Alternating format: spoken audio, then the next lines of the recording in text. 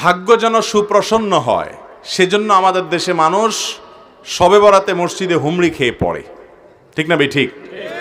কারণ আমরা মনে করি যে লাইলাতুল বরাতে বা শবে বরাতে মধ্য শাবান রাতে ভাগ্য নির্ধারণ হয়, অতএব এই রাতে মসজিদে সবচাইতে বেশি মানুষ সমবেত হয়ে কান্নাকাটি, দোয়া দুরূদ, জিকির আজকার বছরের অন্য কোনো রাতে অন্য কোনো সময় মসজিদে এমনকি বাসা বাড়িতে এত ইবাদত বন্দি করতে দেখা যায়।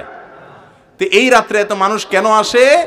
আল্লাহু আলাম, বাহ্যিক দৃষ্টিতে এটাই মনে হয় যে এই রাতে এত মানুষের ভিড় এই জন্য হয় যে এই রাতে এসে একটু আল্লাহর কাছে কান্নাকাটি করে আল্লাহকে একটু কোনো রকম যদি আমি একটু চেষ্টা করে বাইলটা আমার পক্ষে ভাগ্যটারে লেখাই নিতে পারি, তাইলে সারা বছর আমার আর পায় কে, ঠিক না বে? ঠিক। অথচ বছরের ইবাদতের জন্য সবচেয়ে সেরা এবং শ্রেষ্ঠ রাত কোনটা? লাইলাতুল কদর, শবে কদর রমজানের শেষ দশকে আছে। সেই রাতে ইবাদতের জন্য এত চেষ্টা আমাদের হয় না। ভাইরা আমার, আপনার ভাগ্যে ভালো কিছু লেখা হোক এটা যদি আপনি চান, প্রথম কথা হলো ভাগ্য লেখনটা কখন হয়? সূরা দুখানের আয়াত থেকে বোঝা যায় এটা লাইলাতুল কদরে হয়। কারণ আল্লাহ বলেছেন কোরআশে এখানে 1 থেকে 4 আয়াতগুলোর মধ্যে আছে, শুরুর 2-3টা আয়াতের মধ্যে আল্লাহ বলেছেন ইন্না আনজালনাহু ফি লাইলাতিন মুবারাকাহ, আমি এই কোরআনকে একটা বরকতময় রাতে নাজিল করেছি। সে রাতটা কোনটা? কোরআন নাজিল হয়েছে কোন রাতে? লাইলাতুল কদরে। দলিল আল্লাহ কোরআনেই বলেছেন ইন্না আনজালনাহু ফি লাইলাতিল কদর, লাইলাতুল কদরে কোরআন নাজিল করেছি। তাহলে যেই রাতে কোরআন নাজিল করেছি আল্লাহ এর পরের আয়াতে বলছেন ফিহা ইউফরাকু কুল্লু আমরিন হাকিম, সে রাতে সব গুরুত্বপূর্ণ বিষয়গুলো ধার্য করা হয়, ফরক করা হয়। তাহলে ভাগ্য নির্ধারণটা হয় মূলত লাইলাতুল, যদিও বান্দাকে সৃষ্টি করার 50,000 বছর আগে আল্লাহ তাআলা অনেক কিছু তাকদীর ঠিক করে রেখেছেন, সেটার আবার বাৎসরিক যে বাজেট সেটা হয়ে থাকে লাইলাতুল কদরে। যাই হোক, শবে বরাতে ভাগ্য নির্ধারণ হওয়ার ব্যাপারে যে সমস্ত বর্ণনা আছে সেগুলোর কোনোটি সহি বা বিশুদ্ধতার মানদণ্ডে উত্তীর্ণ নয়। এবার আসি মূল বিষয় যে ভাগ্য সুপ্রসন্ন হবে কিভাবে। আল্লাহ আপনার কপালে ভালো কিছু লিখবেন কি করলে? নাম্বার 1, আপনি যখন আল্লাহর প্রতি ঈমান আনবেন, আপনার মধ্যে যখন তাকওয়া থাকবে, তাকওয়া আল্লাহর কথা মেনে চলার মানসিকতা থাকবে, হালাল হারাম বাজ বিচার করে চলার চেতনা আপনার অন্তরে থাকবে, এই ব্যক্তির জিন্দেগিতে আল্লাহ তাআলা বরকত খুলে দিবেন। কোরআনে আল্লাহ ওয়াদা করেছেন ওয়ালাউ আন্না আহলাল কুরআ আমানু ওয়াত্তাকাউ লাফাতাহনা আলাইহিম বারাকাতিম মিনাস সামা, যদি ঈমান এবং তাকওয়া আনে কোন জনপদ, কোন এলাকার মানুষেরা আল্লাহর প্রতি বিশ্বাস রাখে আর অন্তরে তাকওয়া থাকে, তাদের জন্য আসমানের সমস্ত বরকতের দুয়ার আমি খুলে দিব। আপনারা বলতে পারেন হুজুর, ঈমান আনলে তাকওয়া অনুযায়ী চললে আল্লাহর আদেশের মেনে চললে যদি সব ভাগ্যে ভালো কিছুই লেখা হয়, তো আফ্রিকান মুসলমানদের এত দুরবস্থা কেন? বার্মিজ মুসলমানদের এত দুরবস্থা কেন? কাশ্মীরের মুসলমানদের এত দুরবস্থা কেন? এটা হয়তো আপনি বলবেন। এর উত্তরে আমি বলবো যে আল্লাহ রাব্বুল আলামিন মানুষের জীবনে বারাকাহ দেওয়া, সুখ এবং শান্তি দেওয়ার মানে এই নয় যে তাকে প্রচুর পরিমাণে প্রাচুর্য দিলেন। একজনকে আল্লাহ অনেক প্রাচুর্য দিলেন, অনেক টাকা পয়সা দিলেন, অথচ তার জীবনে বারাকাহ বা কল্যাণ দিলেন না। সে টাকা পয়সা বহন করলো ঠিক, কিন্তু সুখ এবং সমৃদ্ধি, মানসিক যে প্রশান্তি, এই প্রশান্তিটা সে অর্জন নাও করতে আছে না নাই?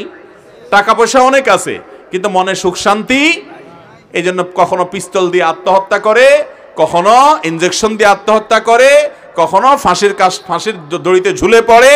এই সব হয় ওই কারণে যে অন্তরে কি থাকে না? শান্তি থাকে।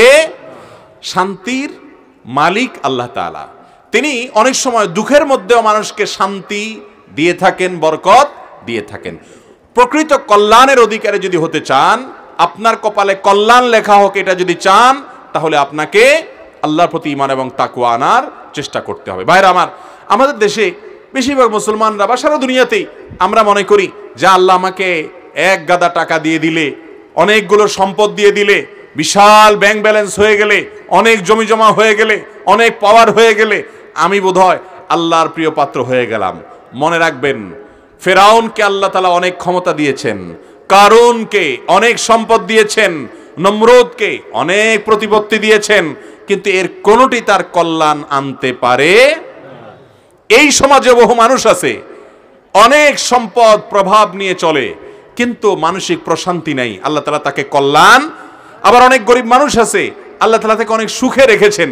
এই জন্য ওই আল্লাহর বান্দা তিনি সুখী মানুষ, অথচ সম্পদ নাই। এই জন্য সুখের সাথে সবসময় সম্পদের সম্পর্ক থাকে। একবার বলে এক রাজা, তিনি রাস্তা বের হয়েছেন সুখী মানুষের জামা নেয়ার জন্য। তো একবার খুঁজতে এক লোক পাইছে, তার গায়ে ছালার একটা চট আছে।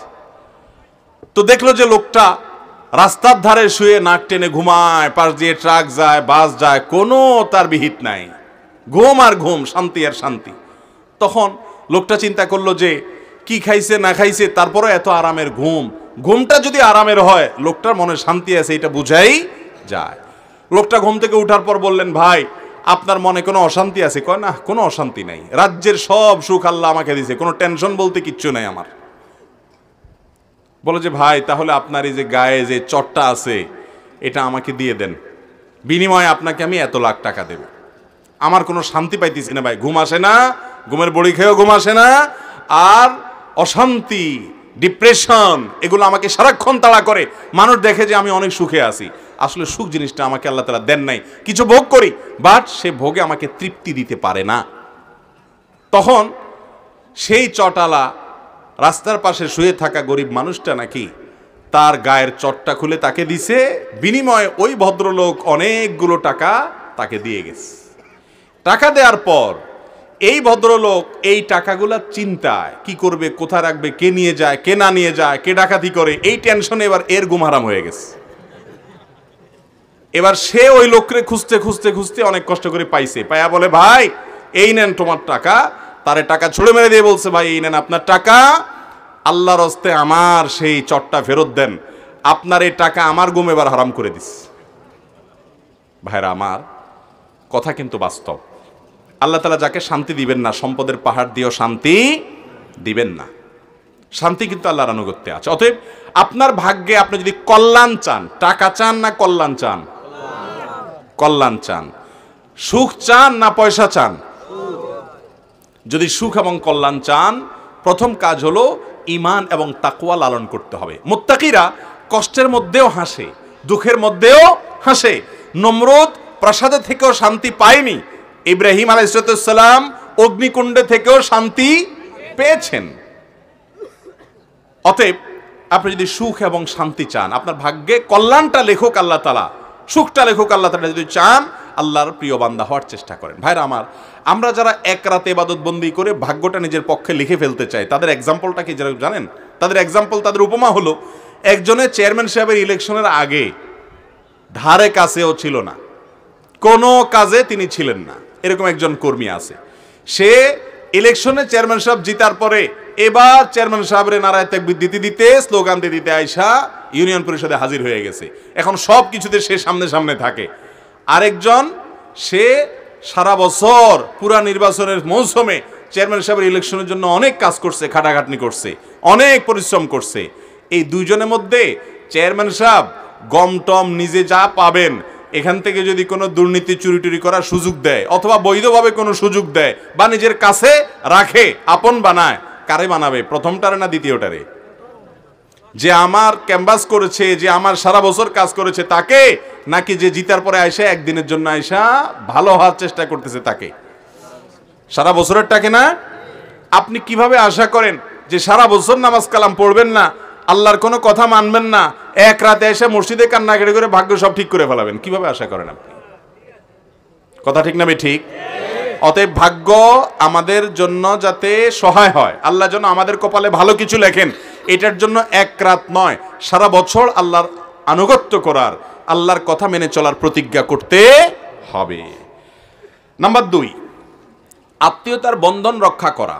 এটা ভাগ্য সুপ্রসন্ন হওয়া, কপালে ভালো কিছু লেখা হওয়ার অন্যতম একটা বড় কারণ। নবী করিম সাল্লাল্লাহু আলাইহি সাল্লাম বলেছেন বুখারীর হাদিসে, মান সাররাহু আন ইউবসাতা লাহু ফি রিজকি আও ইউনসালাহু ফি আসারি ফালিয়াসিল রাহিমা। যে ব্যক্তি চায় তার রিজিক আল্লাহ তাআলা অনেক বাড়িয়ে দেখ, রিজিকে বরকত হোক, কল্যাণ হোক, তার হায়াত এবং জীবনে বরকত হোক, এটা যদি কেউ চায়, তাহলে সে যেন আত্মীয়তার বন্ধনগুলো রক্ষা করে। রক্ত সম্পর্কীয় আত্মীয়, ভাই বেরাদার, আপনার বোন, ভাতিজা, আপনার ফুফু, আপনার চাচা, আপনার মামা খালা, এই যে রক্ত সম্পর্কীয় মানুষগুলো আছেন, বাবা মা তো বটেই, এই মানুষগুলোর সাথে যদি আপনি খুব বেশি যোগাযোগ রাখেন, সংযুক্ত রাখেন, সম্পৃক্ত থাকেন, ভালো সম্পর্ক রাখেন, হাই হ্যালো রাখেন, সাধ্য অনুযায়ী পাশে দাঁড়ান, আর কিছু না হোক সম্পর্ক যেন খারাপ না হয় সে চেষ্টা করেন, তাহলে আপনার জীবনে বরকত নেমে আসবে ইনশাআল্লাহ। তৃতীয়ত, আপনার